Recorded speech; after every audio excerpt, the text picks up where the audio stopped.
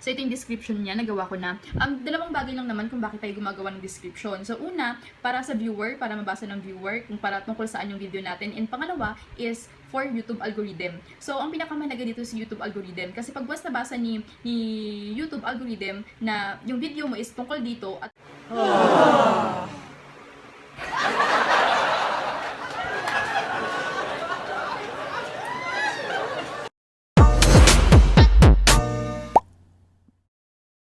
Hi guys! Welcome to the part 2 of this video. So, in this, kaya ka nandito siguro kasi napanood mo yung part 1 and sigurado ako marami kang matutunan sa part 2 na to. So, in this part, we are going to talk about description. So, paano ba gumawa ng description?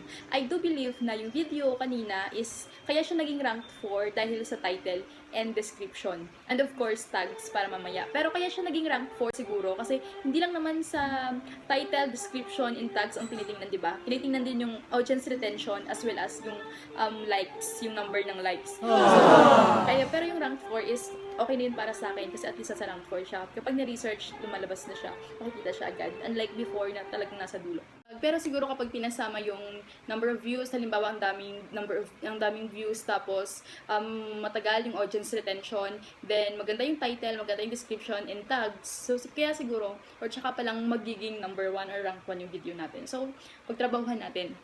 So for today, papaliwanag ko sa inyo kung paano gumawa ng description and punta ulit tayo sa laptop. Ito pa rin yung video kanina, how to get your video suggested by YouTube.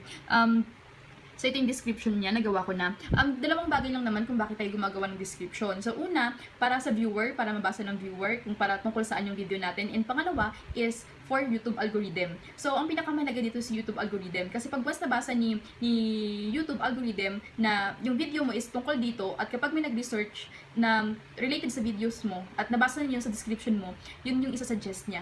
Makakasama yung video mo sa isa-suggest niya. So, let us start. So, sa description, meron tayong tinatawag na above and below. Yung above, ito yung makikita mo sa taas. Yung below naman, yun yung kapag kinik mo yung show more, yan yung makikita mo. So, ang pinakamahalaga dyan sa lahat is yung above. Bakit? Kasi, kapag tinignan ng viewer, pag nakita ng viewer yung video mo, ito agad yung lalabas.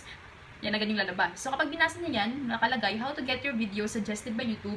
YouTube is not suggesting your videos. So, this video will help content creator on YouTube to get more views on their video. So, kung napapansin mo, dito pa lang, pag once nabasa ni viewer yan, sasabihin niya or maisip niya, ito pala yung matutunan ko after ko mapanood yung video na to. So, kaya mahalaga yung nakalagay sa above.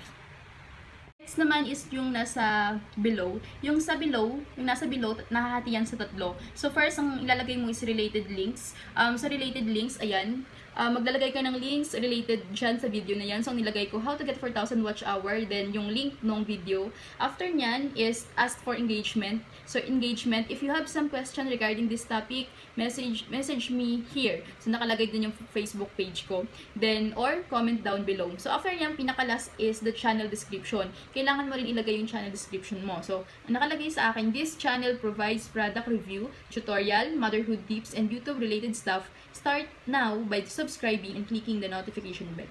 So, yun. Pag-uusapan natin ngayon is paano nakakatulong yung description. So, kung napapansin mo, yan. Ang keyword natin dito is how to get your video suggested by YouTube.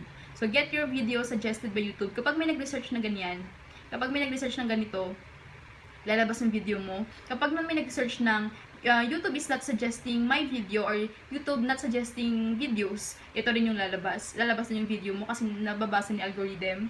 Tapos, halimbawa may nag-search naman ng content creator on YouTube, get more views on their video, mga something related sa ganyan. Pwede rin i-recommend or i-suggest ni YouTube yung video mo. Kasi nga, nasa description kung tungkol saan yung video mo. Yung related links naman, of course, kapag nabasa niya yan, tapos malaman niya kung tungkol saan, so pwede niyang mapanood pa yung another video mo, dagdag views din yon. And yon para sa engagement naman, para meron kayong engagement ng viewers mo. Yan, yung Facebook page, or pwede din mag-comment sa baba. Then, yung sa panghuli, yung channel description, para at least, alam nila na yung channel mo, it's all about product review, tutorial, motherhood tips, and YouTube-related stuff. pwede silang mag-subscribe kasi alam nila na may makukuha o may matutunan sila sa channel mo once na napanood nila yung video mo. That's all for the part 2 of the video. Kailangan ko po ulit siyang i-cut kasi nga, yun nga may sinusunod nga akong rule kung na dapat is hindi siya lumampas ng 6 minutes or 7 minutes. Basta ipapaliwanag ko sa inyo susunod kung bakit. So yun, sana mapanood niyo yung part 3 ng video kasi sobrang mahalaga yun. Malaking impact din or malaki din yung effect niya sa rank ng video niyo kung maayos yung pagkagawa niyo or kung tama yung pagkagawa. So, sa hindi pa nakakapanood ng part 1, andyan po yung link sa baba, nakalagay sa description box. So, panoorin niyo na lang. Then, this is the part 2. And for the part 3, yun. Kita-kita tayo sa part 3. Bye-bye!